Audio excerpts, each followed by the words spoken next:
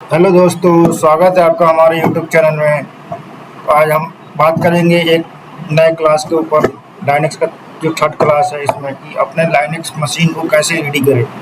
Linux machine को ready करने के लिए मैंने आपको लास्ट क्लास में बताया था कि मेरे पास एक मशीन होनी चाहिए। अगर मशीन न्यू है तो न्यू मशीन पे हम किसी ओएस को डाल सकते हैं। अगर मेरे पास न्यू मशीन अवेलेबल नहीं कर सकते तो हम क्या करेंगे, हमारे पास जो पहले से लैपटॉप पड़ा है या कोई पीसी पड़ा है उसके ऊपर एक वर्चुअलाइजेशन सॉफ्टवेयर डालेंगे और उसके ऊपर हमने नया वर्चुअल मशीन क्रिएट करनी है और उस वर्चुअल मशीन के ऊपर हम ओएस डालेंगे। तो हम आज वही काम करने वाले हैं। सबसे पहले हम अपने, ये हमारा लैपटॉप है, फ्रेश लैपटॉप है, इसके ऊपर देख रहा हूँ विंडोज 11 चल रहा है। अब ये विंडो 11 के ऊपर सबसे पहले हम वर्चुअलाइजेशन सॉफ्टवेयर इंस्टॉल करेंगे। तो ये रहा हमारा वर्चुअलाइजेशन सॉफ्टवेयर VMware वर्कस्टेशन। इसको हम पहले इंस्टॉल करते हैं VMware वर्कस्टेशन को। VMware वर्कस्टेशन क्या करेगा कि हमारा जो लैपटॉप है, इस लैपटॉप के ऊपर एक वर्चुअल इन्वायरमेंट को क्रिएट करेगा। आप भी ये वर्चुअल इन्वायरमेंट को क्रिएट करने के लिए VMware वर्कस्टेशन इंस्टॉल करोगे तो आपके लैपटॉप में भी ये सेम सॉफ्टवेयर इंस्टॉल हो जाएगा। इसका लिंक मैंने अपने लास्ट वीडियो के डिस्क्रिप्शन में दे रखा था। इस वीडियो के डिस्क्रिप्शन में भी आपको मैं लिंक दे दूंगा।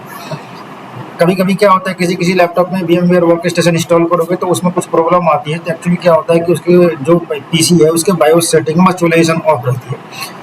तो अगर किसी को ऐसी प्रॉब्लम आए तो कमेंट में पूछ लेना, मैं उसको पर्सनली बता दूंगा कि वर्चुअलाइजेशन को बायोस सेटिंग में जाकर के कैसे ऑन करनी है, जो हमारे पीसी की सेटिंग होती है। अगर आपको चेक करना है तो आप चेक करने के लिए सिंपली जा सकते हो इसके टास्क बार में, यहाँ से आप इसके प्रॉपर्टी में जा सकते हो और यहाँ से आप चेक कर सकते हो कि आपके वर्चुअलाइजेशन ऑन है कि ऑफ है। टास्क बार,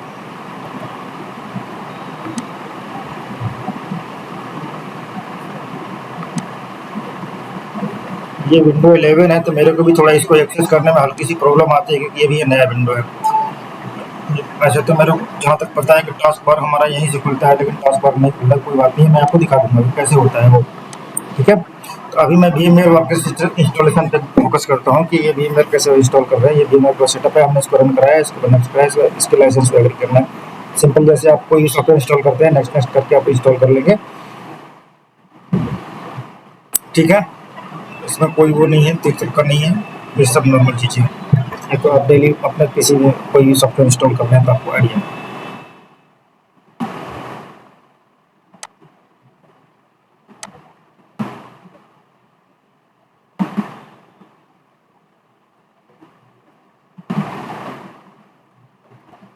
इसमें थोड़ा टाइम लग रहा है तो मैं इस वीडियो को तब तक स्किप कर देता हूँ। ठीक है,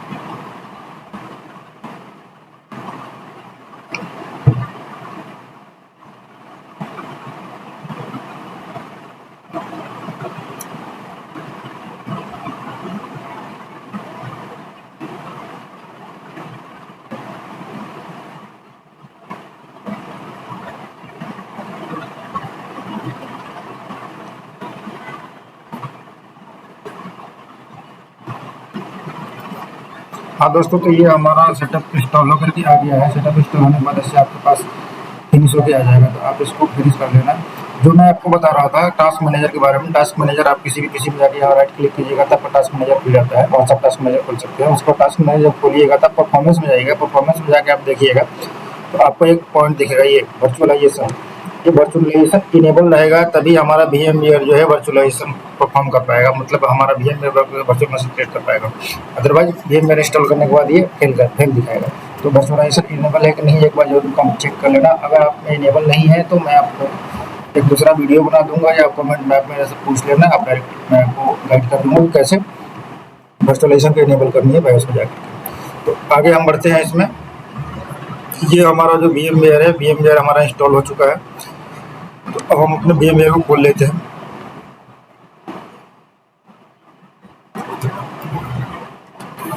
ये हमारा है VMware वर्क स्टेशन प्रो, ठीक है।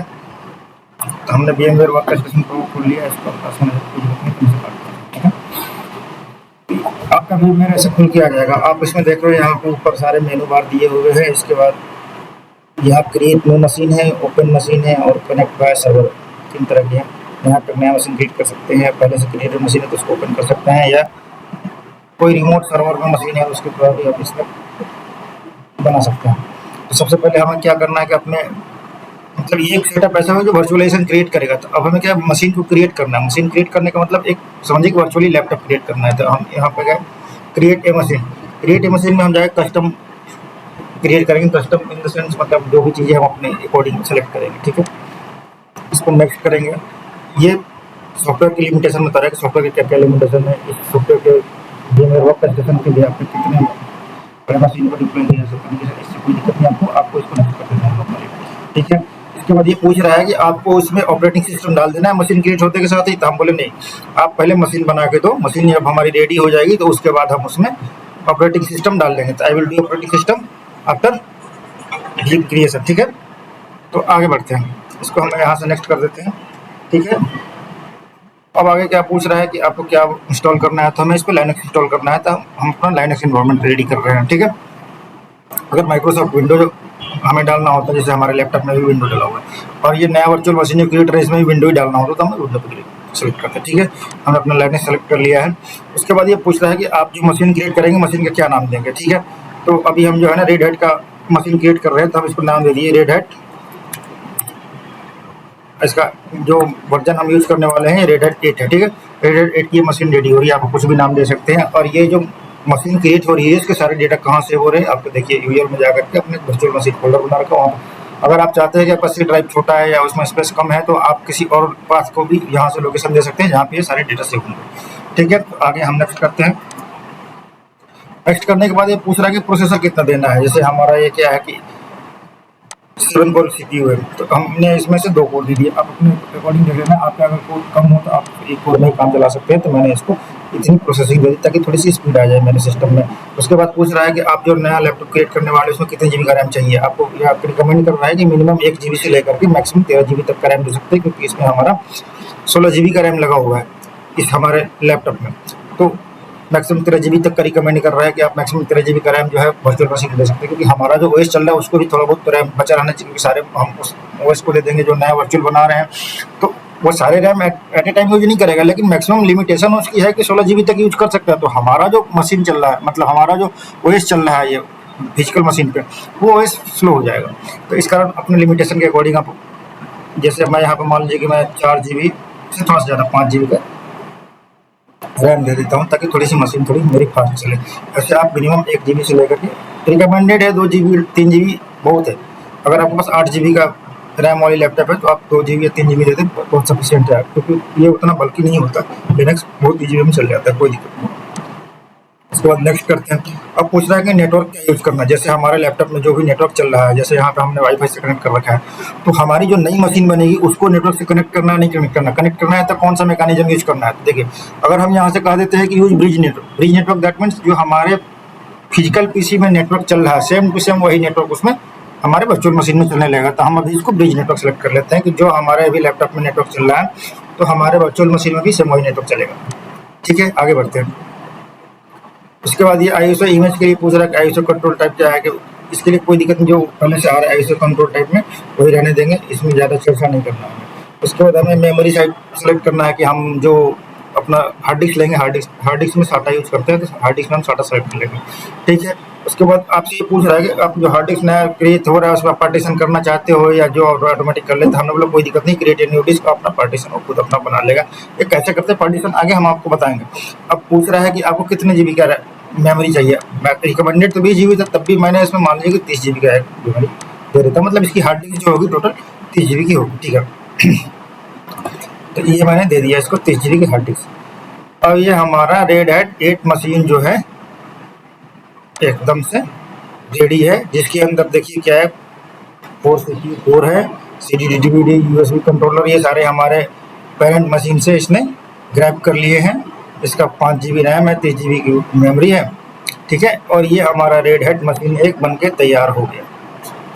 जैसे हमारा लैपटॉप है एक समझिए कि खाली डब्बा जिसके अंदर अभी कोई ओएस नहीं डला हुआ है। जैसे हम मार्केट से पहले परचेज करते थे कि हाँ जी 4 GB का रैम लगा लिया, 30 GB की हार्ड डिस्क लगा ली, उसके बाद ये कंट्रोल USB कंट्रोलर लगा लिए, नेटवर्क अडेप्टर लगा लिए, साउंड कार्ड लगा लिए, प्रिंटर डेस्कटॉप सब लगा करके मशीन हमारी रेडी है। इतना आपको क्लियर है। अब आगे चलते हैं। देखो मशीन जब रेडी हो गया तो अब मशीन में क्या करना है, हमें कोई ऑपरेटिंग सिस्टम डालेंगे। हम इस मशीन को किस लिए रेडी किए हैं, लिनक्स ऑपरेटिंग सिस्टम डालने के लिए। तो हम इसमें अब लिनक्स ऑपरेटिंग सिस्टम डालेंगे। इसमें आप सेंटोस का, फेडोरा का, रेड हैट का, किसी का भी ऑपरेटिंग लिनक्स डाल सकते हैं। तो हम मोस्टली जो प्रैक्टिस करने वाले हैं रेड हैट पर करने वाले हैं। तो हम रेड हैट वर्जन 8 जो आया हुआ है लेटेस्ट चल रहा मार्केट में, उसको इस पर इंस्टॉल करेंगे। तो किसी भी मशीन में आपको ओएस इंस्टॉल करना है तो क्या करना पड़ता है आपको, या तो बूटेबल पेन ड्राइव लगाओ या तो डीवीडी लगाओ, कोई एक्सटर्नल मीडिया जिसके थ्रू हम इस मशीन में उस सॉफ्टवेयर को डाल सके, मतलब जो हमारा ओएस सॉफ्टवेयर है उसको डाल सके। तो उसके लिए हमें इसमें कोई मीडिया इजेक्ट करना पड़ेगा। तो अब इसमें हमारे पास जो ओएस इमेज है, ओएस इमेज यहाँ पे हमारा रेलेट का पड़ा हुआ डीवीडी, तो हम इसमें क्या करते हैं डीवीडी को डाल देते हैं। अब ये वर्चुअल मशीन है तो इसका डीवीडी भी वर्चुअली होगा। अब मैं दिखाता हूँ इसको डीवीडी कैसे कनेक्ट करेंगे। ये हमारा मशीन है, मशीन में देखिए ये डीवीडी है। तो हम इस डीवीडी पे डबल क्लिक करेंगे, डीवीडी पे डबल क्लिक करके हम गए डीवीडी में। डीवीडी में जाने के बाद देखिए ये डीवीडी है, डीवीडी के पास हम यहाँ से कर देंगे यूज आईओएस इमेज फाइल। और ये डीवीडी कहाँ पे है हमारी, तो हमने उसका पास दे दिया कि ये हमारा जो है यहाँ पे हमारा पड़ा हुआ है रेड हैट का ये डीवीडी, वहाँ से ये डीवीडी को उठा लेगा। कहने का मतलब कि जो डीवीडी अंदर सिस्टम को डालते हैं तो वो भी क्या करता है, एक पाथ के थ्रू डीवीडी का इमेज जो है मशीन को प्रोवाइड कराता है। ये भी क्या है कि हम एक लोकेशन दे दी कि हमारी डीवीडी यहाँ पड़ी हुई है वर्चुअली, वहाँ से आप इसको ग्रैब करो। तो हमने क्या किया, एक डीवीडी दे दी, डीवीडी में एक पाथ दे दिया, मतलब वहाँ डीवीडी की फाइल दे दी। अब ये क्या करेगा, इंस्टॉलेशन के टाइम पे वहाँ से आईओएस इमेज पिक करेगा, ठीक है। इसको ओके कर दिया कि आईओएस इमेज कहाँ से लेनी है। अब मैं क्या करूँगा, अपने मशीन को पावर ऑन करूँगा। पावर ऑन करूँगा तो ऑटोमेटिक क्या करेगा, ये अपने ऊपर विंडोज़ को इंस्टॉल करना चालू करेगा। जैसे देखो आप सामने क्या स्क्रीन आ रहा है, स्क्रीन में आ रहा है install red hat enterprise Linux 8। अब उसके पहले अपनी ट्रबल शूटिंग कर रहा है, बाकी सारी चीज़ें उसमें से ग्रैब करके निकालेगा कि जो फाइल इसको चाहिए वो फाइल है कि नहीं है। यहाँ पे ऑटोमेटिक बूटेबल 43 सेकंड का दिखा रहा है, ये उससे पहले ही बूट हो जाएगा। मतलब सबसे पहले ये डीवीडी है, डीवीडी के सारे फाइल को ये रीड करेगा कि जो रिक्वायर्ड फाइल चाहिए वो इसमें इंस्टॉलेशन के लिए मशीन जो है वो है या नहीं है। वो सारे फाइल है तो उसके बाद ये आगे प्रोसेस ओके करेगा। क्या करते हैं इसमें, जो डीवीडी में क्या होता है, डीवीडी जो आईओएस इमेज है, इमेज में क्या होता है, कुछ उसमें विंडोज ओएस के फाइल है, कुछ उसमें एप्लीकेशन फाइल है कि ओएस के साथ साथ कुछ एप्लीकेशन होते हैं जो उसमें उनकी एक्सपी फाइल होती है। जैसे हमारे विंडोज सिस्टम में एप्लीकेशन फाइल होती थी, यहाँ उसको आरपीएम बोलते हैं, तो वहाँ आरपीएम होते हैं। तो वो सारे कितने आरपीएम सेलेक्ट करनी है, कौन कौन से पैकेज सेलेक्ट करने हैं, कौन कौन से पैकेज हमारे डीवीडी में अवेलेबल है, ये सारा चेक करने के बाद आगे उसको प्रोसेस करेगा। अब आगे यहाँ पे प्रोसेस कर रहा है कि उसको इंस्टॉल कैसे करनी है। थोड़ा सा यहाँ टाइम लगेगा तो कोई दिक्कत नहीं, थोड़ा सा वेट कर लेते हैं। इसके बाद ये बहुत जल्दी इंस्टॉल कर लेता है। उसके बाद इसमें और भी चीज़ें स्टेप आएंगे, उनको समझने के बाद जब लंबा वाला प्रोसेस आ जाएगा कि हाँ इंस्टॉलेशन पूरी होने लगी तो थोड़ा सा स्किप कर लेंगे, नहीं तो वीडियो हमारा बहुत ज़्यादा लंबा हो जाएगा। और ज़्यादा वीडियो ज़्यादा लंबा हो जाए तो सबको बोरिंग लगने लगती है। कोई नहीं, आप 1 मिनट वेट करो, ये इंस्टॉल होने ही वाला है। क्योंकि हमारा रैम जो है 5 GB का रैम है। हो सकता है कि आपका रैम थोड़ा कम हो, आपके किसी में रैम कम हो तो आपने 2 GB ही रैम सेलेक्ट कर रखा वर्चुअल मशीन के लिए, तो थोड़ा सा ज़्यादा टाइम ले, लेकिन हमारे मशीन में थोड़ी जल्दी हो जाएगा। क्योंकि और दूसरी चीज़ देखिए, अगर आप इस वर्चुअल मशीन के अंदर इंटर कर गए, आपका माउस जो है इस वर्चुअल मशीन के अंदर चला गया, तो आपको वहाँ से बाहर निकलना है तो आपको कंट्रोल और अल्ट एक साथ प्रेस करना है, मशीन आपको बाहर, मतलब कन्वेंशनल जो आपका पीसी है उसके लिए आ जाएगा। अगर उसको एक बार राइट क्लिक कर दिए तो आपका माउस कहाँ चला जाएगा, अंदर वाली मशीन में चला जाएगा, मतलब कि वर्चुअल मशीन क्रिएट कर रहे हैं। मैं दिखाऊंगा आपको कैसे करना है उसको। थोड़ा सा एक काम ऐसा करेगा कि इसके साथ साथ एक और वर्चुअल मशीन रेडी करते हैं। चलिए 2 मिनट रुकिए, हो ही गया। इसके आगे कमांड हम देख लेते हैं।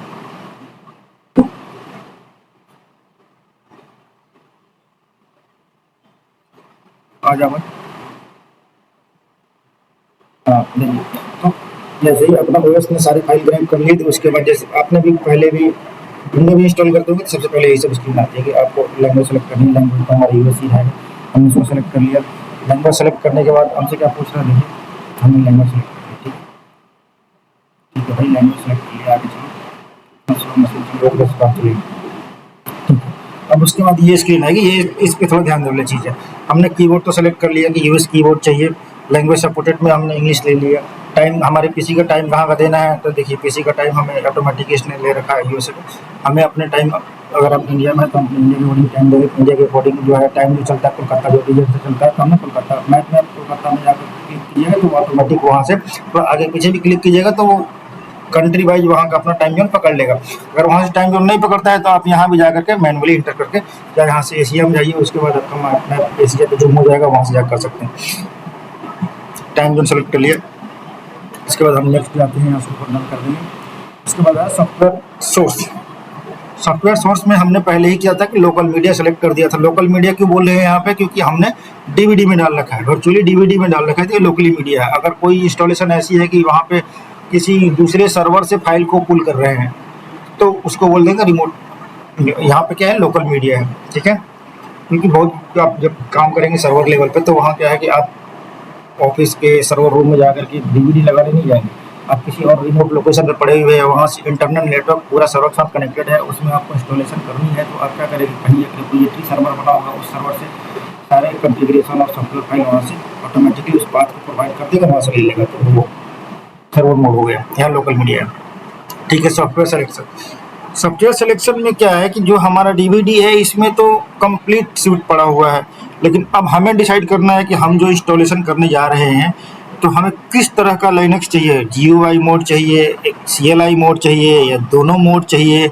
इसके लिए हम यहाँ पे आकर सिलेक्शन करेंगे। देखिए server with GUI that means इसमें आपको जीयूआई मोड मिलेगा और सर्वर के लिए आपको सीएलआई मोड भी मिलेगा। सर्वर वाले में सर्वर मोड मिलेगा, मिनिमल इंस्टॉलेशन में केवल आपको सीएलआई मोड मिलेगा।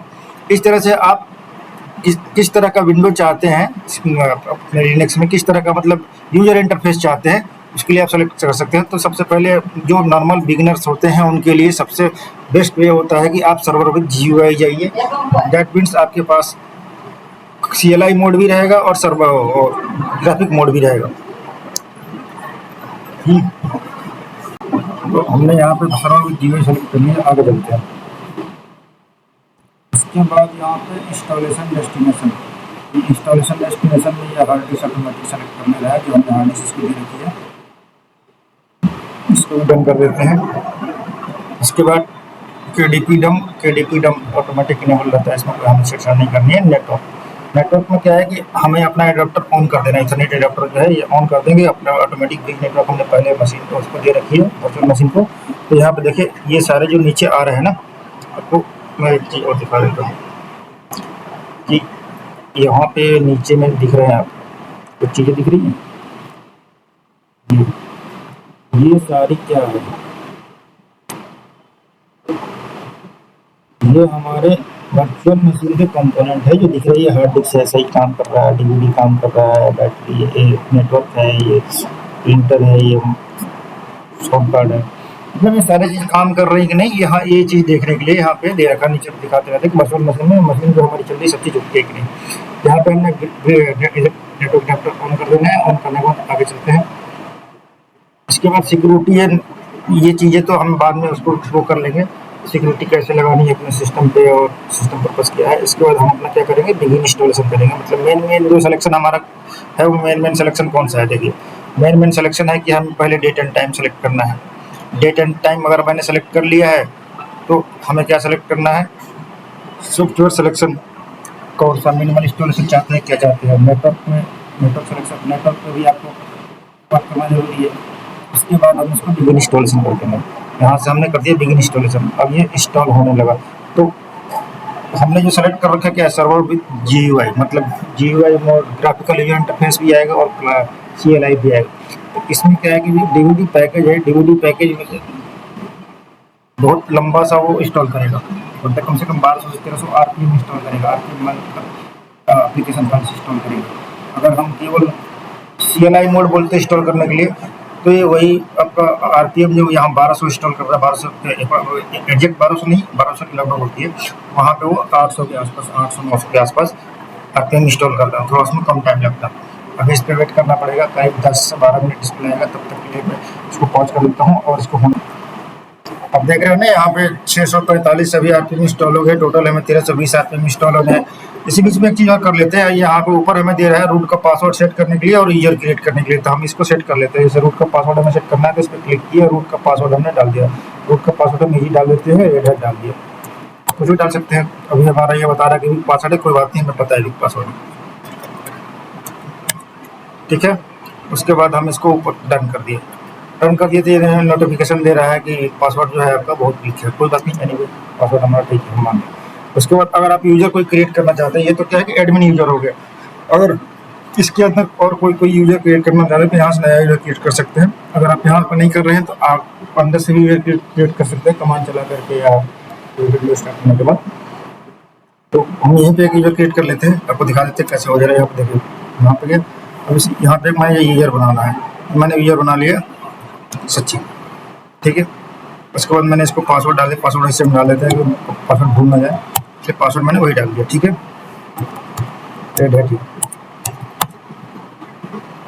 पासवर्ड डायरेक्टली कोई दिक्कत नहीं, हमारा सिंपल पासवर्ड ही सही है, उसको अंडरस्टैंड कर लेंगे। अभी इसमें और थोड़ा टाइम लगेगा, वेट करते हैं।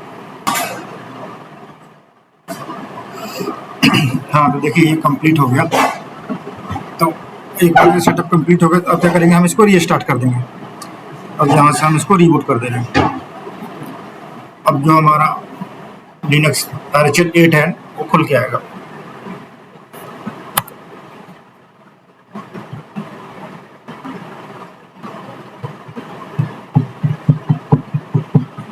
इंस्टॉलेशन टाइम थोड़ा लगता है, कोई भी विंडो अगर आप कोई भी ओएस आप इंस्टॉल कर रहे हैं तो वो थोड़ा सा टाइम लगता है, कोई भी पेशेंस रखें। अभी कोई भी ओएस खुल के आएगा तो सबसे पहले ये सारी चीज़ें आती है कि लाइसेंस इंफॉर्मेशन सब्सक्रिप्शन मैनेजर, तो इसको आप नॉर्मल है, आपको इसको क्लिक करके अपना फिनिश कर लीजिएगा। सब्सक्रिप्शन मैनेजर सब फिनिश कर लीजिए, नहीं है ठीक है। इसको फिनिश कॉन्फ़िगरेशन कर लिए, डेट टाइम सेलेक्ट कर लीजिएगा, वो सब कर लीजिए, मशीन हमारी खुल कर रेडी हो जाएगी। देखिए फर्स्ट व्यू जो आता है मशीन का रेड हैट का ऐसे आएगा। यहाँ पे जो हमारा यूजर है वो लिस्टेड है, ये हमारा यूजर है जो हमने यूजर बनाया है। अगर हमें रूट यूजर से जानी है तो रूट यूजर के लिए हम यहाँ पे क्लिक करेंगे नॉट लिस्टेड, क्योंकि रूट यूजर हमारा छिपा हुआ सा रहता है, क्योंकि एडमिन होता है, एडमिन की हर टाइम जरूरत नहीं पड़ती, एडमिन के पास बहुत सारे राइट होते हैं, एडमिन छुपा करते हैं। यहाँ पे आप अपने रूट यूजर का नाम लिखेंगे, रूट, आप करेंगे नेक्स्ट, पासवर्ड हमने क्या डाला था, रेड हैट, अब करेंगे साइन इन। अब ये हमारा रेड हैट का एंटरप्राइज लिनक्स खुल के आ चुका है। अब ये विंडो नया स्टार्ट हुआ है तो ये सारी तो चीज़ें होंगी, नया विंडो है भैया, हमें इसमें लैंग्वेज सेलेक्ट करो, ये सेलेक्ट करो, वो सेलेक्ट करो, इसको नेक्स्ट करके आगे बढ़ा भैया, आप लोग देख लेंगे बाद, ठीक है। हमारा नया विंडो स्टार्ट हो गया है, क्या आप करते जा रहे हैं इन सब चीज़ों का कैसे कर देना, देखना चाहिए तो देख भी लेना। जैसे कोई भी नया मोबाइल स्टार्ट करो या नया विंडो स्टार्ट करो, कोई भी ऑपरेटिंग सिस्टम स्टार्ट करो, तो उनके फीचर वीचर के बारे में थोड़ा सा यूजर इंटरफेस अच्छा करने के लिए सब चीज़ आती रहती है, ठीक है। अब ये हमारा फ्रंट लुक है। अब इसका लुक जो है रिलेट थोड़ा सा अजीब सा लगा था, इसको क्या करेंगे, हम इसको बैकग्राउंड से करेंगे, इस पर हम राइट क्लिक करेंगे, इसका बैकग्राउंड जाकर चाहिए थोड़ा सा मस्त लगना चाहिए कि हमारा नया विंडो इंस्टॉल हुआ है।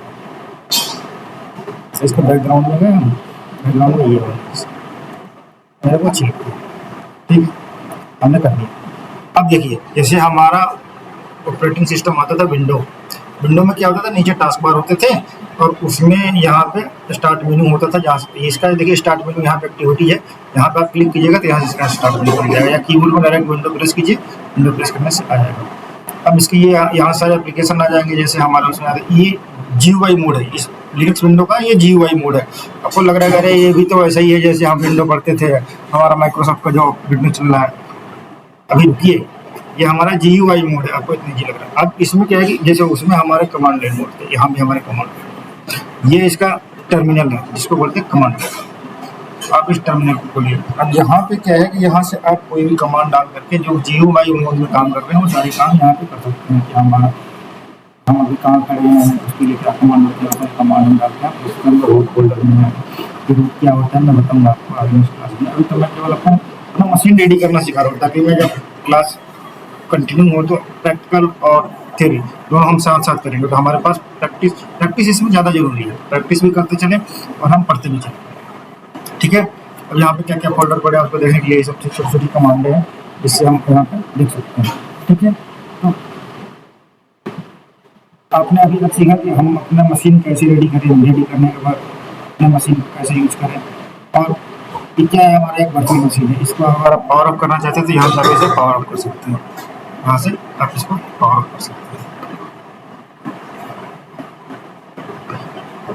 अब हम नेक्स्ट क्लास में सीखेंगे। अब आज के लिए इतने ही रहने देंगे, वीडियो बनाते ज़्यादा लंबा हो जाएगा। नेक्स्ट क्लास में हम सीखेंगे कि रूट क्या होता है, क्या क्या कमांड कैसे चलाते हैं, थोड़ी बहुत थ्योरी पार्ट है, उसके बाद हम उसको प्रैक्टिकल करेंगे। और एकदम ऐसी ही आसान भाषा में थोड़ा थोड़ा करके लिनक्स को ऐसे सीखेंगे ना कि उसमें मजा आए और हम लिनक्स को सीख पाए। ऐसे नहीं कि एक दिन में ही सीखने की कोशिश में हम कुछ सीख ही ना पाए, रट्टा मार रहे हैं, नहीं। लिनक्स को मैं आपको ऐसे बताऊंगा कि लिनक्स आपके अंदर नस नस में घुल जाएगा। जैसे आपने लैपटॉप चलाना किसी ने बताया नहीं, इंटरेस्ट था खुद से, हमें लैपटॉप चलाना, हमें मोबाइल चलाना सीख गए, वैसे ही आपको लिनक्स सिखाना। ठीक है दोस्तों, और ये देखिए एक नोटिफिकेशन आया, क्यों आया, क्योंकि हमारे इस लैपटॉप में जो पेरिफेरल्स लगे हैं, कैमरा लगा हुआ है, फिंगरप्रिंट सेंसर है, वो सब भी उसने डिटेक्ट किया था वर्चुअल मशीन में, उसके बारे में नोटिफिकेशन दे रहा है। ये हमारा वर्चुअल मशीन है, मशीन हमारा ये है, इसके ऊपर हमने OS इंस्टॉल किया और ये मशीन हमारा चलने लगा। ये हमारा पुराना अपना कन्वेंशनल विंडो है, इसको बोलेंगे। ये रहा हमारा दूसरा विंडो और ये रहा हमारा वर्चुअल विंडो जो स्टेशन पर चलना है। इस तरह से हमने अपना लैपटॉप रिपेयर कर लिया। जब हमारा लैब बन गया तो अब हम रॉकेट की तरफ उड़ेंगे। ठीक है, तो मिलते हैं आपसे फिर से नेक्स्ट क्लास में जल्दी। तब तक के लिए नमस्कार, और मेरे चैनल को लाइक करते रहिए दोस्तों, ताकि थोड़ा हमें भी मजा आए कि आपको नए नए कंटेंट और अंदर दिल से बताएं। थैंक यू दोस्तों, वेलकम।